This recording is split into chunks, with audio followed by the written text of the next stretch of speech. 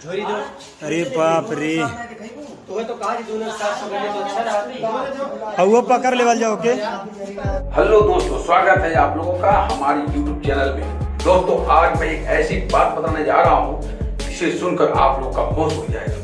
दोस्तों, शिवराज और मालती चौहान जी कहीं से घूमकर घर अपने वापिस आए तो मालती जी किसी काम से घर के अंदर गई और जैसे ही अपना कदम अंदर रखी तो नजारा मालती चौहान ने जो देखा उनका होश ही उड़ गया। दोस्तों, मालती जी ने देखा कि उनके कमरे में दो सांप घूम रहे हैं, वो भी काले रंग के कोबरे। मालती जी चिल्लाई और विष्णु जी पहुंचे, वो भी देखकर चौंक गए। उन्होंने तुरंत रेस्क्यू टीम को फोन करके बुलाया। थोड़ी देर में टीम पहुंची और सांपों को अपने कब्जे में ले लिया। तो दोस्तों, मालती जी बहुत डरी हुई है क्योंकि एक बार दो काले कोबरे को देखकर कोई भी डर जाएगा। उनके घर पर काफी भीड़ इकट्ठा हो गई है। मालती जी इस घटना से बाल बच गई।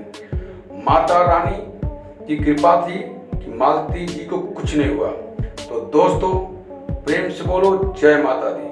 वीडियो कैसी लगी कमेंट बॉक्स में जरूर बताएं और चैनल को सब्सक्राइब जरूर करें।